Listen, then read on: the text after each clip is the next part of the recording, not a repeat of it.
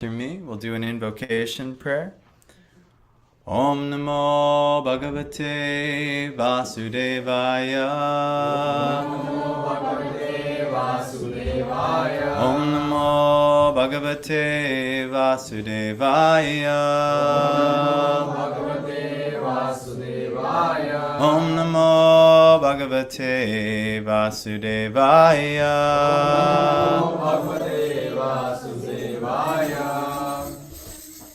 Jai. All right. Hope that's okay. Did Michael faint? Okay. All right. Okay. So, 646. Chapter 6, verse 46. All right. So again, Bhagavad Gita is an ancient scripture. It was spoken on a battlefield, so it's pretty epic. And Bhagavad Gita itself means the song Gita. Is he okay? They just dropped the water. Okay. Gita means song, and Bhagavan means God. In specific, God who has he's full in 6 opulences. So everyone's attracted to 6 types of opulences in the world. You know, those who have wealth, we're attracted to those who have lots of wealth. Those who have beauty, we're attracted to those who have lots of beauty. Those who have knowledge, we're attracted to those who have lots of knowledge. Fame, lots of fame. And then strength, power. Ooh, yes, this is an opulence. And then the other one is detachment, not attached, not limited or bound up by something. We're attracted to that opulence. Bhagavan means one who has that in full. You know, so this is it's a name for God. Only God has this in full. The most famous, the most powerful, the most knowledgeable, the most beautiful. In the Judeo-Christian kind of background, we understand the all-knowing, all-powerful, almighty God. But we never think, oh, all-beautiful God. And then the other one, all detached from everything, not, you know. As we can see, so many people are suffering in the world, but God is by and large detached. There's so many things that are happening. But God has a higher understanding of the justice of why each living entity has to suffer the lot that they have to suffer. And we all suffer. Am I the only one suffering? No, we're all suffering. Right? So this is, and we can smile about it, but we're all suffering. But it's ultimately due to, this is what's necessary for us to grow. And this could be our New Year's resolution theme. How to go forward, what to emphasize, what to focus on. We're always focusing on temporary, fleeting things for pleasure. You know, engaging the body's senses with the objects of the senses. Like for instance, ooh, you hear the ice cream truck. Ooh, my tongue would love to go with the ice cream, and we go running for the ice cream truck, and we want to just eat all the ice cream. But what will that really give us? What pleasure can we get through just engaging the tongue with the objects of the senses? Not very much. And actually, usually if we overindulge in that, then we usually will suffer to some degree. So in many ways, it's not just the tongue. We do it with the eyes. Ooh, I want to watch this series. Ooh, I want to watch again another episode. And then after we wasted 2 days of our life watching all the series on Netflix, we're like, oh my God, what have I done? You know, like that. So all the objects of the senses, the skin wants to touch other bodies with skin. You know, so the sexual exchange is very prominent.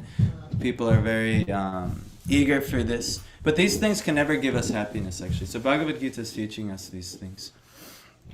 Anyhow, our New Year's resolution for this year could be to actually engage in processes that can give us satisfaction, that can give us happiness.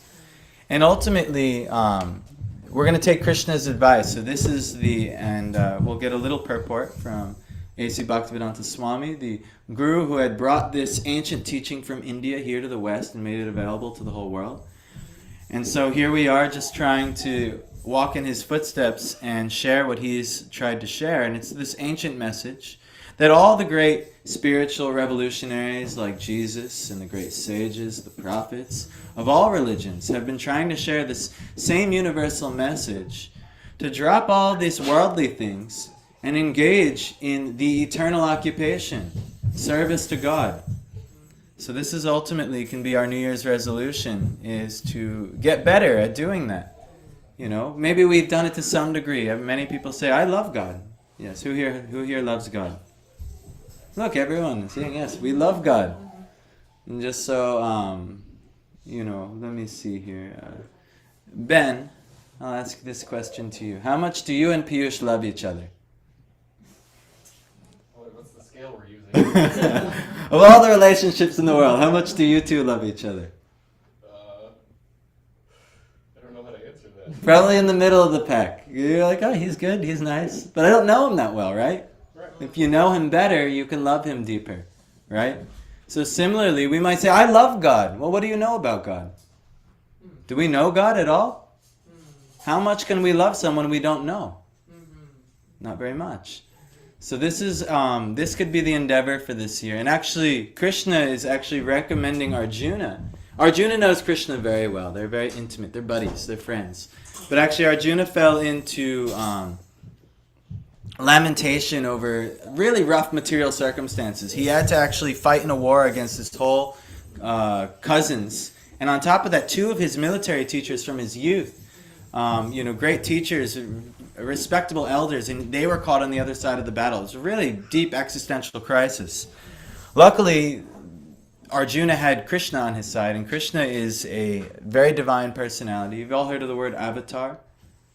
Avatar means one who descends. We when we play video games, we say, this is my avatar, things like that. But it means coming from this world and descending into that little video world. That's what an avatar is. So actually that happens in real life. And who descends is the Supreme Lord. He feels the need, all right, these little humans on this little plane here, they need help. I will come. And so that's Krishna. Krishna has come. Now Krishna's whole personality is beginning to be revealed more and more and throughout the whole Bhagavad Gita. You're not going to get it just from five minutes of me or anyone else talking, or even even just reading a little bit, one verse. It's a constant revelation. But that's the New Year's resolution, at least mine, is to go deeper into this process. So this verse will kind of highlight this. Keshava Gopal nicely explained that every day is a chance for this resolution. Why wait to January 1st, which has no real deep significance? Oh, it's the new year. Yes, the number on the calendar changed 1 tick. Very nice. So very nice. But what is the actual use? We can have this enthusiasm to change every day, to grow, to go deeper. So this verse will actually, you'll get Krishna's advice on what type of resolutions one should make. So everyone read text 46. I'll chant the Sanskrit and you repeat after me. Tapasvibhyo diko yogi Jnanibhyo pimatodika Karmibhyaschariko yogi Tasmad yogi bhavarjuna. Keshava Gopal, you read? Tapasvibhyo diko yogi Tapasvibhyo diko yogi Jnanibhyo pimatodika Jnanibhyo pimatodika Karmibhyaschariko yogi Karmibhyaschariko yogi Tasmad yogi bhavarjuna. Tasmad yogi bhavarjuna. Devi? Tapasvibhyo diko yogi Jnanibhyo pimatodika Karmibhyaschariko yogi Tasmad yogi bhavarjuna. Repeat after me. Tapasvibhya. Then the ascetic. Adhika. Greater. Yogi. The yogi. Jnanibhya. The wise and the wise. Api. Also. Mata. Considered. Adhika. Greater. Karmibhya. Then the fruitive worker. Cha, also. Adhika, greater than. Yogi, the yogi. Tasma, therefore. Yogi, a transcendentalist. Bhava, just become. Arjuna, O Arjuna. Translation, repeat after me. A yogi is greater than the ascetic. Greater than the empiricist. Empiricist is like someone who is very high in like logic and reason and things like that. So he's greater and has a lot of knowledge. He's greater than the empiricist and greater than the fruitive worker. A fruitive worker is what most people of the world are. They're working hard to try to get something out of this material world. Maybe some money, maybe some pleasure, maybe this, that, and the other. So a yogi is greater than all of these. Therefore, O Arjuna, in all circumstances, be a yogi. Okay, so that could be a New Year's resolution. In all circumstances, be a yogi. Purport. When we speak of yoga, this is by Swami Srila Prabhupada. When we speak of yoga, we refer to the linking up our consciousness with the Supreme Absolute Truth. That's what yoga means. Yoga means to link, to connect, to unite. Such a process is named differently by various practitioners in terms of the particular method adopted. When the linking up process is predominantly in fruitive activities, it is called karma yoga. When it is predominantly empirical, within the mind, logical, reasoning, through knowledge, it is called jnana yoga. And when it is predominantly in a devotional relationship with the Supreme Lord, it is called bhakti yoga. Bhakti yoga, or Krishna consciousness, is the ultimate perfection of all yogas, as will be explained in the next verse. The Lord has confirmed herein the superiority of yoga, but he has not mentioned that it is better than bhakti yoga. Bhakti yoga is full spiritual knowledge, and as such, nothing can excel it. Asceticism without self-knowledge is imperfect. Empiric knowledge without surrender to the Supreme Lord is also imperfect. And fruitive work without Krishna consciousness is a waste of time. Anyone like to waste their time? No. But we've been wasting our time for not only this whole lifetime, but many lifetimes. Anyway, therefore, the most highly praised form of yoga performance mentioned here is bhakti yoga. And this is still more clearly explained in the next verse. So we're going to just read through the Bhagavad Gita a little bit, just so you get a little bit of context. Krishna was talking about the whole process of being a yogi. Arjuna wanted to be a yogi. He wanted to leave his position of being a warrior and actually, I want to be an ascetic yogi. So Krishna is actually teaching him how to be a yogi. And he teaches him all the different dhyana meditation techniques on how to be a yogi. But ultimately Arjuna realized he can't do this. So Krishna is actually now giving him the topmost conclusion. Okay, be a yogi. And now he's going to tell him, and of all yogis, this is what he says. This is the next verse if you want to read in the text 47, just the English. And of all yogis, he who always abides in me with great faith, worshipping me in transcendental loving service, is most intimately united with me in yoga and is the highest of all. So this is now what Prabhupada was explaining, the bhakti yoga. You know, everything we do could be linked in yoga, and many people are practicing yoga in so many ways. Not many people think that, like, oh, you know, who here grew up Christian? I know I did. Am I the only one? I didn't realize this, but I was taught yoga at a very young age through the Christian tradition. Because Jesus Christ is like a topmost yogi.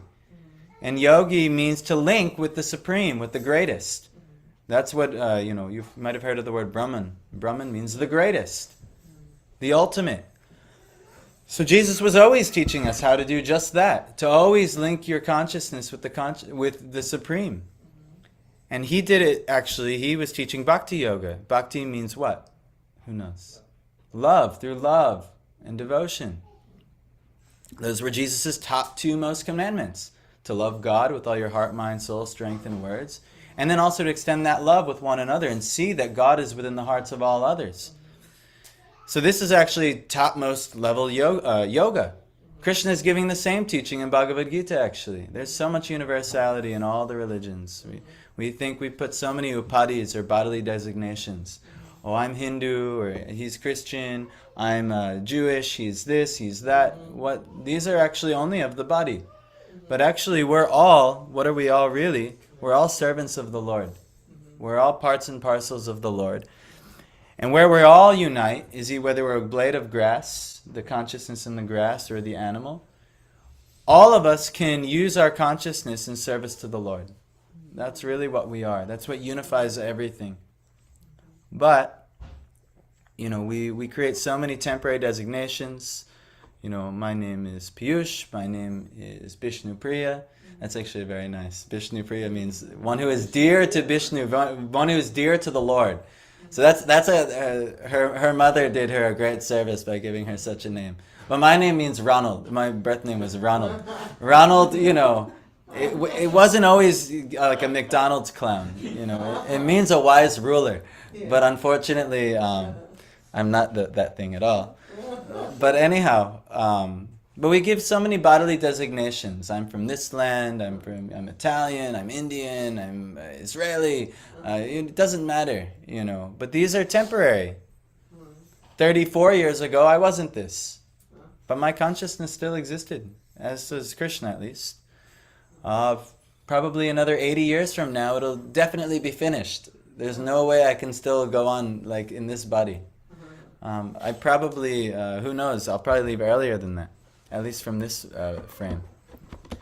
But these are all temporary designations. But he says, of all the yogis, he who always abides with me and with great faith, worshipping me in transcendental loving service. And he says, Bhajate Yomam, and Shraddhavan, with great faith. He's most intimately united with me in yoga, and is the highest of all. So ultimately, does anyone want to be the best of all? The best version? We don't have to bring it from a competition. But don't you want to be the best version of yourself? So this is the secret. To always be linked and connected with God in all circumstances. And Krishna is not the only one to tell this. Jesus wasn't the only one to tell this. Muhammad wasn't the only one to tell this. They're all saying this. But what do? We don't give so much, emphasis on this. Most people, we practice a spiritual tradition or a religion. Yeah, I'm very religious. I go to church every Sunday. Wow. Very nice. But of all the time we have in the week, giving 1 hour out of what? I mean, some of you come here, I go to the program once a week. Very nice. What is 2 hours out of the week? That's not always abiding in me with great faith. Not to say, okay, this is the only place or the church is the only place. It could be done always. But if we evaluate our consciousness, it's very likely that the tendency towards our devotional practices, it wavers. It's all right, I'll give, some of us, we have a sadhana every day. Well, I'll give certain time to the Lord. Very good, yes. But ultimately, to be the best version of ourselves, Krishna is saying, is to always do it. In everything, in your work, in your activities, everything that you're doing, somehow or other, link it to Krishna. Make it yoga. So he's saying to practice yoga. So this is very nice. We're going to go on to the next chapter, so maybe flip the page. This was inspired actually by Michael today. He told me that he wanted to hear about the path to endeavor for perfection. So I was like, okay, I'll go to this section of the Bhagavad Gita and we'll talk about this today. So Michael, here you go. Now hear, O son of Pritha, Arjuna, how by practicing yoga in full consciousness of me, with mind attached to me, you can know me in full, free from doubt. So many people, this is where it's going to branch off now. Many people were trying to, there's not even an understanding that God has personality. Maybe God is an energy, or also maybe God is within me, and maybe the source of my consciousness is God. Many people are speculating. But Krishna is actually starting to make clear how to actually practice yoga in personal consciousness in relationship to me. This is called Sambandha Jnana. And it's very, very beneficial to have this jnana. And he says, Jnanam teham savijnanam. And it's the whole verse on jnana. I shall now declare unto you in full this knowledge, both phenomenal and nominal, beyond measure and that which you can measure, by knowing which there shall remain nothing further to be known. So would you guys like to know something in which there would be nothing further to be known? This is the epic nature of Bhagavad Gita. It can give you answers on a level that you can't find anywhere else. So take it. Take the knowledge. And he says, out of many thousands among men, this was Michael's verse, one may endeavor for perfection. And of those who have achieved perfection, hardly one knows me in truth. So, the word for perfection is siddhaye. Siddhaye is like an accomplishment or achievement. You know, if you have like a mystic ability, you would say you'd have a siddhi. You know, something like this. But even of those who have so many abilities, who have performed so many achievements, or have even reached the perfection, like for instance, everyone here maybe might know about sports. Anyone have a favorite sports team or something like this? No one likes sports in the room. Very good. Very good. So, you know, it's ultimately, I played a lot of sports. I still like sports, you know, but I know it's not good for me to utilize my consciousness in sports. But people who've, you know, achieved a certain level of achievement, they have like, you could say like siddhi, you know, wow.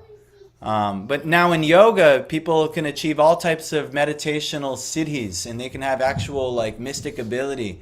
You know, they can convince anyone to do anything they like. They have, you know, the ability to, you know, anima, you can, you know, they can make themselves very small, you know, they can make themselves very large, you know, they can dematerialize. Jesus is said to have many siddhis, be able to perform miracles, things like this. But out of many thousands among men, one may endeavor for perfection. One may endeavor to get this siddha, or this achievement. And of those who have achieved the siddhaye, hardly one knows me in truth.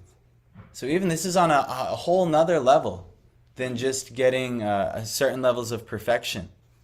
So this is what Krishna is teaching.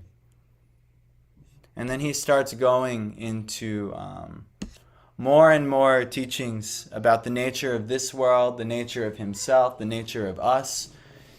And he will teach us this, and ultimately his highest conclusion is ultimately we should come to realization of him. In text 6 he says, of all that is material and of all that is spiritual in this world, know for certain that I am both its origin and dissolution.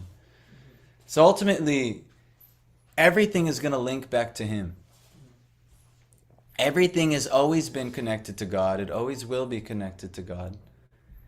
And yet, we try to disconnect from God as much as possible due to our unfortunate situation. Or give God the bare minimum.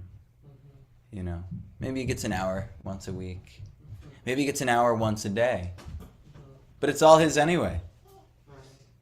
So the yoga process is linking everything back to the source. Just like if you water a plant, you don't try to take off the leaf and let me pour water on it and keep it good. We actually did that, right? When we make an offering, we take a leaf. But ultimately we know once we put the water on the leaf and it's disconnected, it has a very limited lifespan. Similarly, we all feel disconnected from the Lord in this world.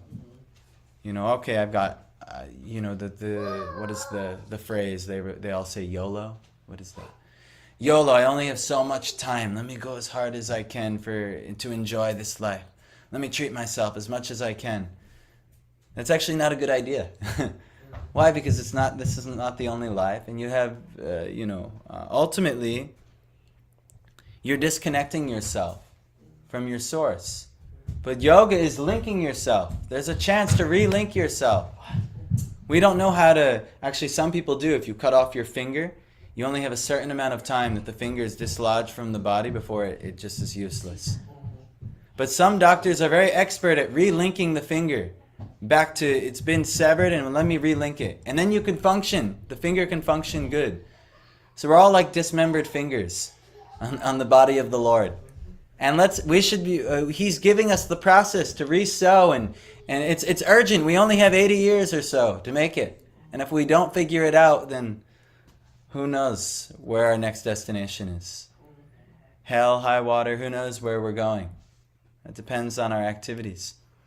So anyhow, my New Year's resolution and my, not challenge, but my, what's a good word for it? My hope for you is it's in your best interest to reconnect, to make that yoga link, to act in yoga. Make the endeavor for perfection. Actually, it's so rare that you're even hearing about the process of perfection. You can't imagine your good fortune. But every one of us has our own different karma, is the word. But it's activities and attachments in this world. And we're all going to go different ways after today. And so we're all going to go back to our lives, and we're going to have to face the music of what our life is. And our life is either by and large connected, or our life is by and large disconnected. And disconnection leads to suffering and withering and the tasting of disease, old age, and death over and over and over again. And connection is everlasting life. The thing that Jesus was speaking of. The real treasure. No type of position, no type of job, career, no type of relationship, no type of material thing can give you that everlasting happiness you're looking for. And the reason you're looking for everlasting happiness is because Krishna explains in the beginning of Bhagavad Gita, you're an everlasting being. So of course you're looking for everlasting happiness. But unfortunately, due to our illusion, we think that we're this temporary shell, akin to thinking that we're the car. But we all get out of our car and do the actual function of the personality. So similarly, we got to get out of this body eventually.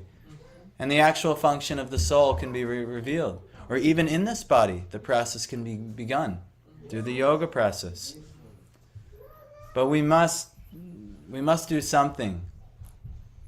Because right now it's all, our time is limiting. You never see the hourglass with the sand in it? And one grain of sand at a time, it's running out. Some of us, it may run out tomorrow. Some of us have 20 years. Some of us has 50, 60, 80, 100. But in the span of eternity, it's all over in a flash. So don't waste your time. You have the New Year's resolution today. We have one shot a year at this. But actually, as Keshava Gopal was saying, we can make this resolution every day to grow, to endeavor for perfection. What is that process? Krishna will teach you very much in depth in Bhagavad Gita, and then there's even graduation teachings to that. But it's the process of yoga. Be a yogi. In your karma, in your work, find a way you can offer that work to the Lord. The way you can do that is you can take the fruits of that work and you can offer some portion to the Lord. You can keep yourself, your body and mind alive.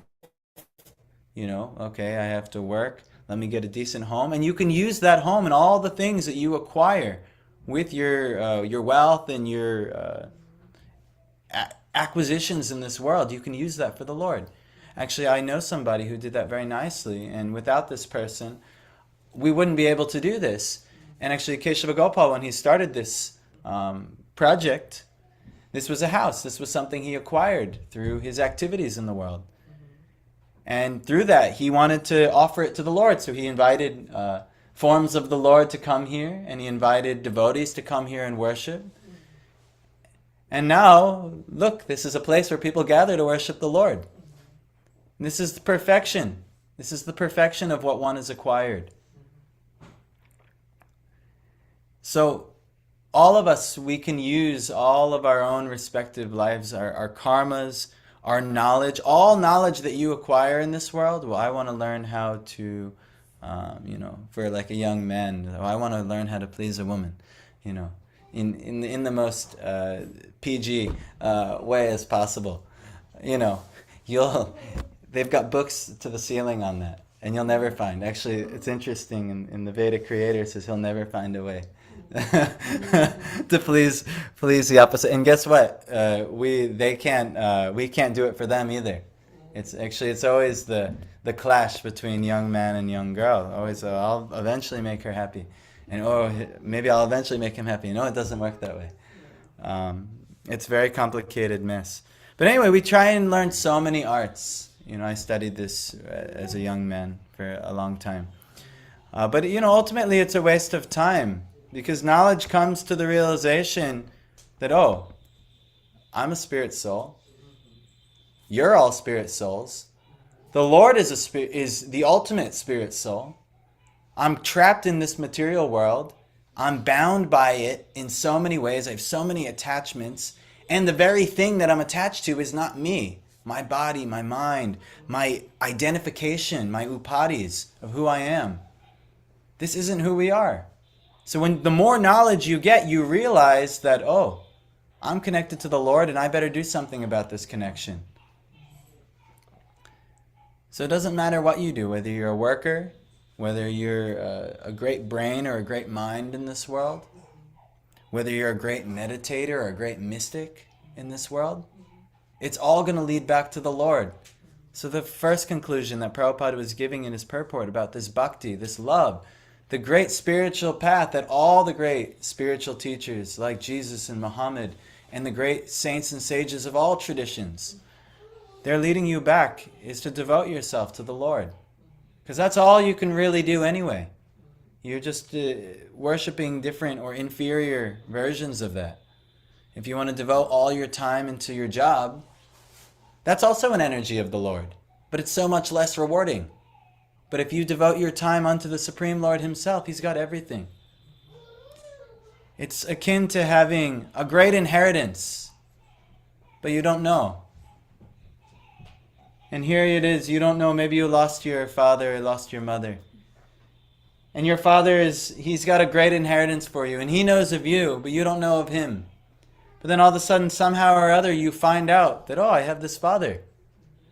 Oh my God, I'm part of this really rich, wealthy family. I don't have to work like that anymore. That's actually the truth. You're a spirit being. You have a great inheritance. You're a spirit soul. You're connected to the Lord. He's trying to reach you. And He's giving his shastras, and He's giving His devotees. His devotees are working tirelessly so that you all can know. He's giving His servants. He's saying, fetch me this soul here. I want to tell them of their inheritance. But we don't want to take. Or we don't even want to look. Or we don't believe. No, I know.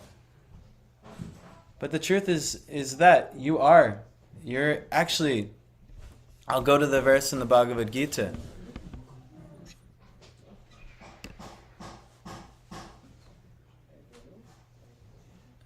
Is that Mukunda? Very nice, with the kids.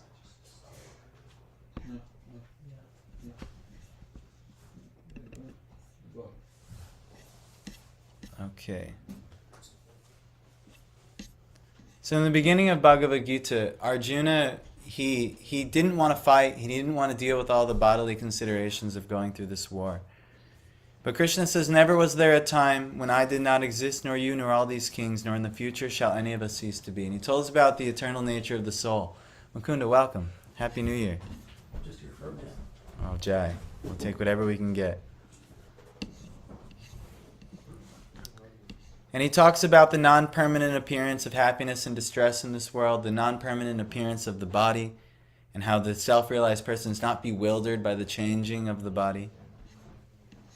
And we need to learn to tolerate this world and the fleeting and the inevitable ups and downs of this body in this world. That's what it is. And he says, the person who's not disturbed by happiness and distress is steady in both is certainly eligible for liberation. Liberation means freedom from all suffering. Who here is that interesting to anybody? Who wants to be free from suffering? Yeah. What's that? So I want to be free from it, but we can't avoid it. Well, he's giving away. If you listen on, you might find something very nice. Oh, okay. Yeah. But yes, we want to be free from suffering, but it's possible actually. But it's not a change in the circumstances. And anyone here ever watch movies? What is this movie? Pirates of the Caribbean. Am I the only one who's watched this?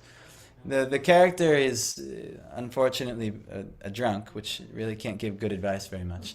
But anyhow, he actually gives some nice advice, and if I remember correctly, it's like, mate, the problem is not the problem, it's the attitude about the problem that's the problem. And that's actually the truth.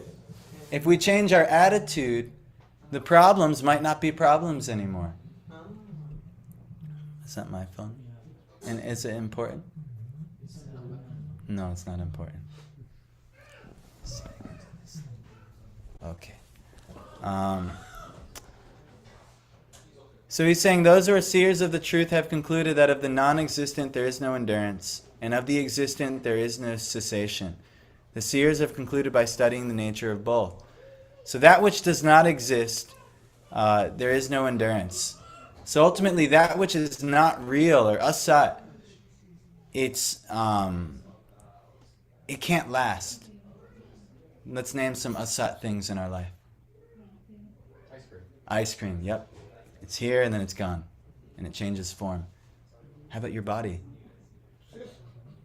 How about what you look at in the mirror every morning? How about your job? How about your kids? How about your wife or your husband? These are all actually asat. And actually the great yogis, they know this. And so they don't put so much emphasis on this. I have a wife. I have a body. I have all these things. I eat food. I also enjoy eating the food. But ultimately, if I attach to those things, I'll just suffer. Why? Because they'll go away. But if I use everything in relation to how it's sut nature, its real nature, everything's connected to the Lord. That person's connected to the Lord. The ice cream, I can offer it to the Lord. And then it's very good. All these things can be offered to the Lord, can be linked in yoga to the Lord. This is the essence of life. This is the essence of Bhagavad Gita. So anyhow, this is my New Year's resolution to you. Please take this. Know that which pervades the entire body is indestructible. No one is able to destroy the imperishable soul. Only the material body is destructible, immeasurable. And only the material body of the indestructible, immeasurable, and eternal living entity is subject to destruction. Therefore, fight. He's telling Arjuna to fight, and don't worry about these material considerations. We have so many material considerations. We're worried about our job. We're worried about our this, that, and the other thing. None of this has to be worried about. Ultimately, it's from the consideration of the soul. None of these things are so important. So anyhow, he who thinks that the living entity is the slayer or that he is slain does not understand. One who's in knowledge knows that the self slays not nor is slain. You cannot actually kill anybody. Now some people have wanted to use that to do all kinds of bad things. But this is ignorance. Ultimately, we cannot really harm the soul. It's impossible. We can harm the body, we can harm that soul's attachment to the body and cause them suffering and grief, but we can't actually harm the spirit inside. So anyway, he goes on more and more how indestructible, unborn, eternal, immutable, amazing the soul is. And actually he uses the word ascharya 3 times. How amazing the soul is. How amazing you are. You're amazing. But we choose not to, reveal our amazing nature. Well, maybe because we don't know how. No one told us the user manual for this thing. You have an amazing existence awaiting you. And using it in yoga to the Lord, it's the topmost thing. This is what the Bhagavad Gita is teaching. This is what all the great spiritual traditions are teaching. But, Kunda Hare Krishna. Ultimately, what will we do instead? So anyway, I'm going to wrap up here. It's 1:08. It's an auspicious time to wrap up. So maybe I'll give a chance if there's a question or a discussion point. Maybe how do I practically apply to this to my life? Something like that. Feel free to ask anything you'd like. But other than that, we'll kind of close off maybe with we'll just see. Is there anything discussion related? I want to be a yogi. How do I do? Yes, Sharika. How can you do a meditation for an inner peace when you're facing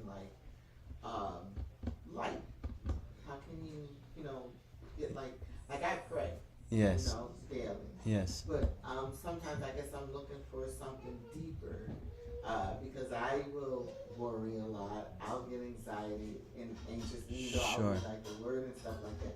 I'm looking for something that I guess can bring me into like an inner peace where I can calm myself down and not be anxious and Yes. so worried. How would yoga, can that benefit me in the way that I choose to? Okay. Well, if I tell you what I think, I'll mislead you. So I'll tell you what Krishna thinks. You're looking for peace? Yeah. I got a peace formula for you. Okay. Okay, ready? It goes Bhoktaram Yagyatapasam Sarva Loka Maheshwaram Suhridam Sarva Bhutanam Gyatva Mam Shantim Richati. Shantim is what you're looking for, that peace. Yeah. So he says, the sages, knowing me is the ultimate purpose of all sacrifices and austerities. Austerities is like hardships that you take up in life. Yeah. The supreme lord of all planets and demigods, and the benefactor, everything is for his benefit, and well-wisher of all living entities, attains peace from the pangs of material miseries. So if you know that everything, the ultimate purpose of all of your sacrifices, everything that you do, all of the hardships you take on, the ultimate purpose is the Lord. If you know the Lord's position, He's the Lord of every planet, every demigod, everything worth worshiping. It's not like, all right, well, I'll worship the Lord, but I got to watch out for my boss. No, the Lord is the Lord of your boss too. Gotcha. Yes, yes. If you know all these things, everything should be done for the Lord's benefit, and that ultimately He's the well-wisher of every living entity, you will actually have peace. But That's kind of like Him being in control of every aspect of life. that's exactly what that is. Oh, Hare Krishna. Rajna, that's so nice to see you. And yes, please come. So if you know those things, you can always be at peace. But the problem is that we forget those things. Okay. Even though it sounds like, yeah, that makes sense. Yeah. But at the same time, when we get in the moment, Yeah. we're not actually remembering that. Like, So then we're in all kinds of turmoil. So that's that disconnect. That Yes. you're talking about. So we got to reconnect and re-remember this thing. Okay. And then you can always stay at peace. Gotcha. Does that make sense? Yes, it does. Now, welcome. You're now a bhakti yogi. Wonderful. What's that? So my wife wants me to also recommend the chanting of the mantra. It always reminds you of God's presence in all activities. So that's why we chant this mantra. This mantra, actually, the word Hare, when we chant Hare, the meaning of Hare that it's indicating is He who takes away all suffering, anything unblessed, inauspicious. So every time that word Hare, if we understand, it's indicating Hari. It's the feminine indication of that, but that's a whole nother subject matter. But it's indicating that all miseries will be taken away. Hello, hello. Hello. What is your name? Pratham. Pratham? Yeah. Nice to have you. So, very good. So yeah, if you just keep that connection, that's why we chant this prayer constantly. Even if you're at work, and yeah, maybe your boss is giving you a hard time, maybe the customer is giving you a hard time, maybe, you're just trying to survive in this world, but you got to do so many things for survival, taxes, deal with this person, deal with that person, this, that, and the other. But if you can remember the Lord in everyone and everything's connection to the Lord, you can be at peace. Like, all right, the Lord is my well-wisher. He's giving me this for whatever reason. And ultimately, how can I utilize this situation for His benefit? You can always be happy in this way.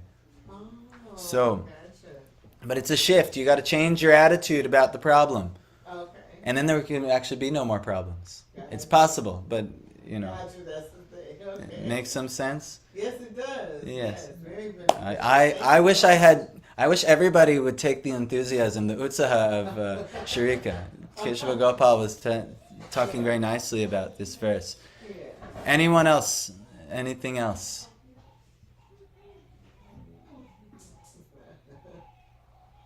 No other questions? You're all enlightened souls now? Wonderful.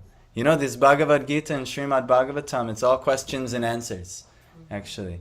That's how they get enlightened, is they ask the question. So if you have something, many of you know me personally, so if you really wanted to ask, you'd probably just come to me personally. But I want to actually, and I'll share one more thing that Keshava Gopal actually was quoting. And this can be some New Year's resolutions. And these are instructions from a Bhakti Yoga text on the things that you can do that are favorable for Bhakti.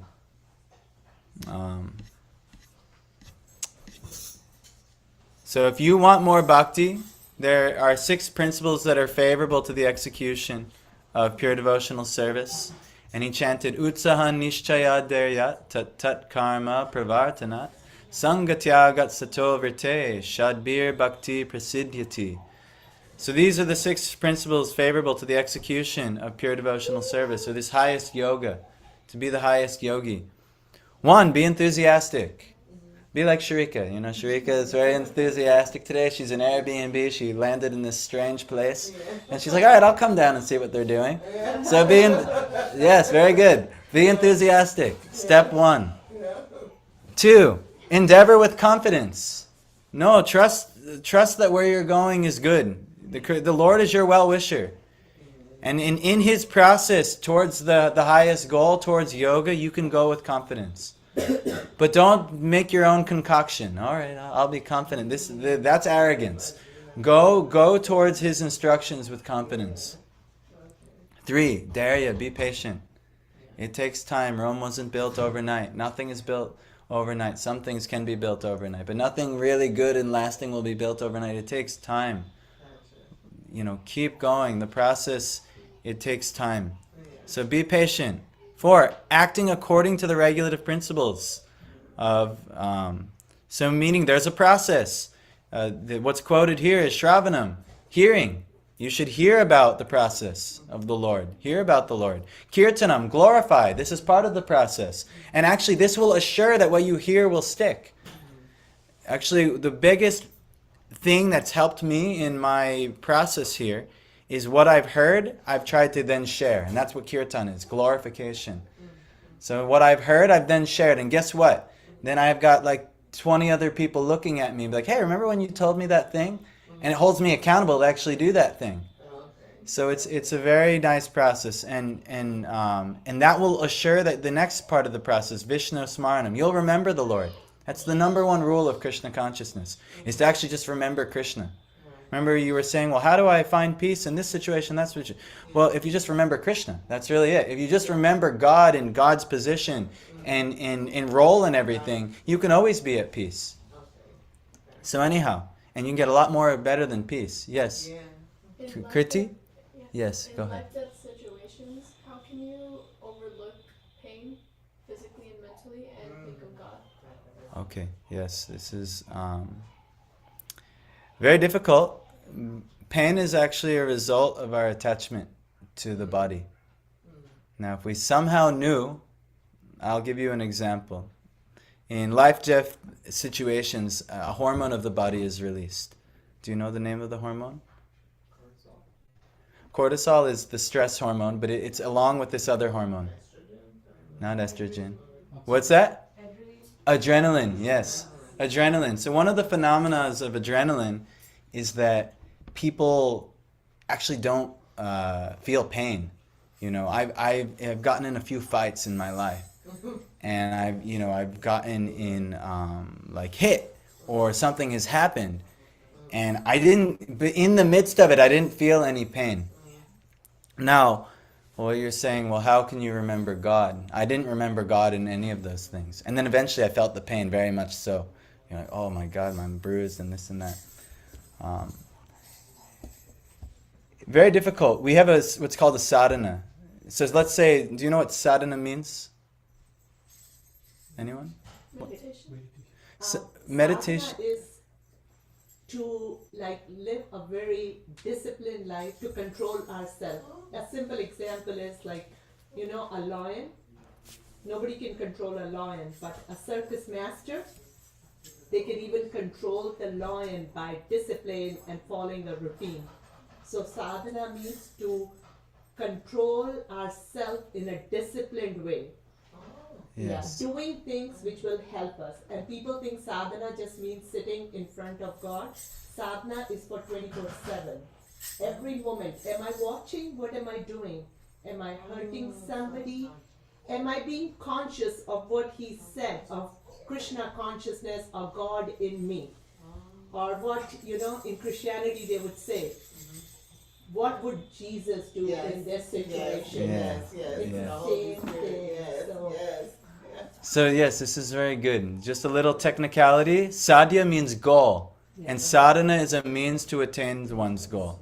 So many people say, yes, well, it's meditation or sitting before God. It can be all of those things, but it's your process. So what you said is, well, how if you're facing a life and death situation, how can I remember God? That comes back to, what do you practice in your life? If you, give zero time to God, in life or death situation, your body, you're going to go to the default of what you've always done. So if you're giving very little to trying to realize or understand God, you may not remember God at that time. Or you may. If you're very fortunate, you may remember. And that could give you a lot of peace. One time I got arrested. I was a little bit crazier in my younger years. And actually, me getting arrested was like one of the most potent experiences in my life where I started remembering God. And, but luckily someone taught me some sadhanas, like the chanting of this Maha Mantra is a sadhana. We actually every day, many of us here living at the ashram or practicing devotees, we chant the mantra of God regularly to always remember. And then guess what? When something happens, oh, Krishna, what do you want from me now? That's the sadhana. That's the result of the sadhana. Now I remember Krishna in these times. But if you do very little, actually it's mentioned in the Bhagavatam how destructive living a life with giving no sadhana to God is, because when the body, we're always in a life or death situation. The body could go at any moment. We could get in a car. Cars are so dangerous. You never know when something could happen. But even they said when the body is dying, it's such an uncomfortable feeling that it's very difficult to remember God, because you get very attached to, oh no, now this is happening. No, this is failing. And it's very difficult to remember God. So we recommend having a sadhana or a discipline set of practices in your life. And that way, when something does happen, and it will, it's inevitable. Even you're right now in a very fresh, young body. But eventually, the fresh young body will get older, or anything could happen at any time. Something will happen. So it's based on what you've always done in your life. That's generally the habits that people will do. Those are the things they think about. There was a Muslim king named Akbar. And Akbar, you've heard of him? Yeah, so Akbar, he wanted to know, what is it that people think about at death? And his minister said, is there thinking of sex life? He's like, sex life? No, impossible. And he said, yes, I'll prove it to you. And he said, one of your prisoners, because they would put people to death. They would put people to death back then. And so he said, one of your prisoners, next time we're putting one of them to death, who've done wrong things, I want you to bring your young daughter. And he said, okay, fine. So they went, the death penalty. And of course, when they're putting him to death, the last thing he could just not take his eyes off of the young girl. Because that's what he did. That's what he focused on his whole life. Our whole life we focus on sense gratification. The ultimate sense gratification is young boy sees young girl. That's the ultimate beauty of sense gratification. And then we unite, and then marriage and children and babies and all kinds of facility for sense gratification comes just like that. So ultimately, that's what he did at death. That's what most people are usually thinking about. Maybe say you're a man, there isn't a young girl present, but you might think of, what is my wife doing? Or what about my family members? This might be the last thing that people think about. And actually that's where the consciousness will go. Let's say you're thinking of a lady when you're going, you can take a nice lady body in the next life. That's actually what's mentioned in the Bhagavatam, what might happen. So anyhow, it's a sadhana, it's a discipline to train your mind to think of the topmost beneficial thing. And teachings like Bhagavad Gita, if you have this sambandha jnana given in Bhagavad Gita and Bhagavatam, you can actually know what it is best to engage your consciousness in. And then you can have a proper, that'll give you a sadhya. Okay, I want to engage my consciousness like Krishna was talking in Bhagavad Gita. Always engage your consciousness in me. The topmost yogi engages one's consciousness in me. The topmost teaching of Bhagavad Gita is Manmana Bhava Mad Bhakto Madhyaji Mam Namaskaru. Always think of me. Become my devotee. Offer your worship and your homage unto me. By always doing that, then when something happens, the body will go, or this bad thing happens, you can always think of God at that time. And that's the number one thing to do. But who will take up the discipline? You know, there's a recommendation, yes. Can I say something? Yes. Copy? Yes. Because this is a very important question regarding the pain. And it is important to understand that we live in a temporary situation, temporary world. So our pleasures are temporary, but also our pains are temporary. And the best way to see this example is we have another temporary world when we go to sleep. So if someone really feels pain, and then he's like, oh, I'm really tired. Mm-hmm. He goes to sleep, no pain.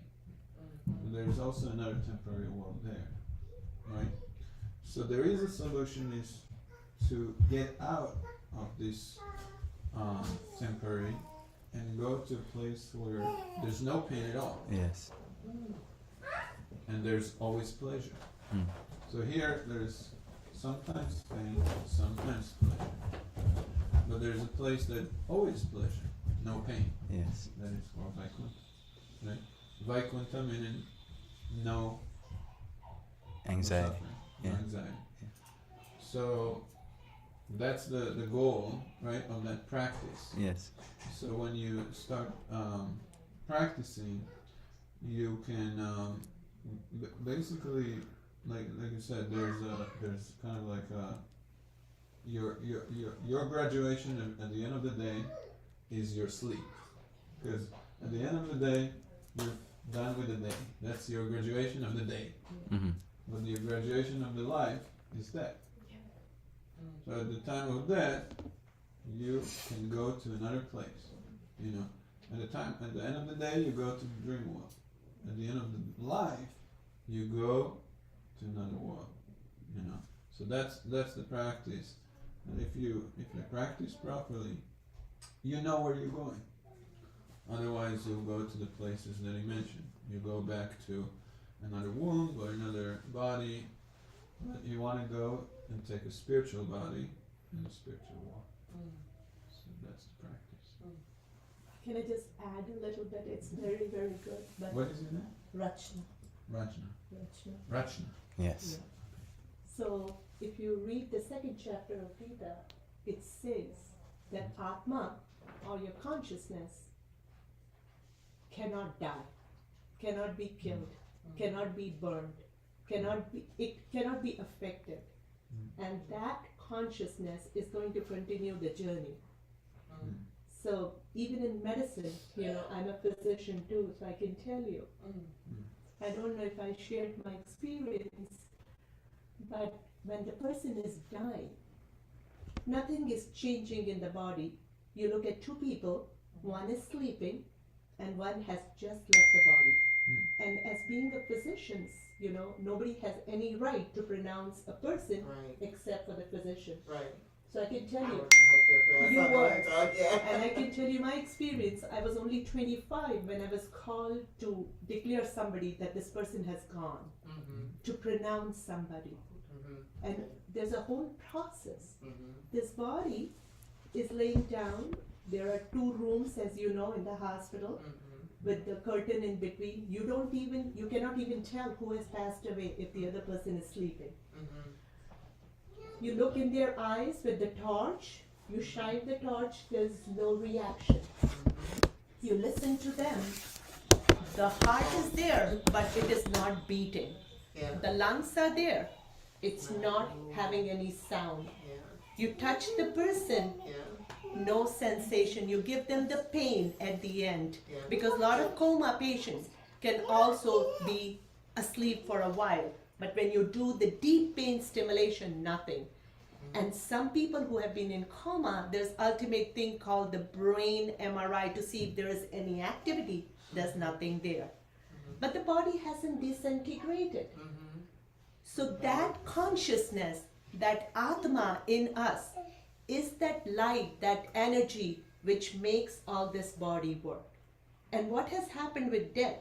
My physical body, all the physical organs are there, but that consciousness has gone now. And we know that body hasn't disintegrated because there is a period where we can still do the organ donations. So remembering that we are not just this physical body, remembering that we are not just made up of this 5 elements, we are much more different than. And there are books called Who Am I? What Am I? If you want to ever read it. We are that consciousness. And Krishna says while talking to Arjun, you are the consciousness, you are not just this Krishna or Arjun. I have taken many births and you have taken many births. When he is so depressed and he falls down and says, I'm not going to fight this war. When he was so mad and he said, I am going to make sure that I take my revenge from Duryodhana. He's the one who set up all the scene for the Mahabharata. And now he says, I'm not going to fight. So that second chapter explains that this Atma cannot be destroyed by anybody. But remembering that every day of your life will help us to get out of the pain. And we can, as he said, the attitude, the discipline, remembering and chanting and doing our practices helps. And even the medical science has accepted it. Yeah. So very good. I'm glad. I'm very grateful for no, I am grateful that you guys are doing this here because it will help us. The world we live in right now, this is the only solution. Yes. There is no other solution. The medicine cannot answer all these questions. Right. Yes. Right. Yeah. So there's no material solution to a spiritual problem, and the spiritual problem is we don't understand our original relationship. I want to thank One Keshava Gopal Prabhu. That's his dead. I want to thank One Keshava Gopal Prabhu for joining us, and Rachna, thank you so much for your contribution. Thank you for doing this. And we're very happy to do this. This is actually the teachings of Chaitanya Mahaprabhu. Krishna, as she said, he takes many births, and he has come just 500 years ago. He has appeared as Chaitanya Mahaprabhu, which is why we worship him on the altar. And if you understand the teachings of Chaitanya and how really the main emphasis he gave was just chant the names of God, this will help you remember. This is the number one easiest thing that you can do in any circumstance, at work, this, that, and the other thing. So you can always remember this way, and ultimately, we will graduate from this life. And yes, it might be beneficial to remember in a life or death situation, but there will be an actual life or death situation guaranteed, especially when we're about to die. So if you do these sadhanas, you can give yourself the best chance to receive the most mercy of Krishna, that you remember him. And then you can go to be in a place well beyond. The pain is only here due to our relationship with the material world. But we are not these bodies, as Rachna was saying. So ultimately, we have to kind of get untangled here. Did you ever, like sometimes my hair gets tangled up in something, and it's such a mess to untangle it. But we have this entanglement in the heart where we're attached to things that aren't us. This body, this family, this thing, this career, that and the other. We have to somehow get untangled. And this is the process to get untangled, is to understand who we really are. Krishna will reveal that to you. And if you understand him and you remember him, you're the ultimate yogi. You can be free from all these things. And ultimately, you can have an everlasting life of bliss, like all the great spiritual traditions are teaching. So please, New Year's resolution, take this everlasting life of bliss. It's ahead of you. It's before you. You don't have to wait. And we're here regularly trying to tease this out, to bring this out. And yes. There's a Sunday. Oh yes, this Sunday we are. We have every Sunday, 11:30 to 1:30. Many of you come and know. But please come. We do this every Sunday and also every Wednesday evening. Today it's a midday program because we have the new year and everyone's off. But it's usually in the evening Wednesdays, and actually every day we have a program. For the public, 7:45 to 9 in the morning, and we every program finishes with a meal as well. So you're welcome to join us, eat with us, pray with us. Every day you can have some portion of sadhana. We're here. So come join in whatever way you're able to. And thank you guys so much. Thank you for your contributions, everyone. That's so nice. And I hope to see a lot more of you again soon. For now, though, we'll end. And we have a wonderful feast prepared. So thank you guys. This is a donation run operation, or a non-profit run operation. If anyone's inspired to donate, you could just put it in the little sleeve there or find us electronically. If not, don't worry about it. It's freely offered. And thank you so much. Hare Krishna.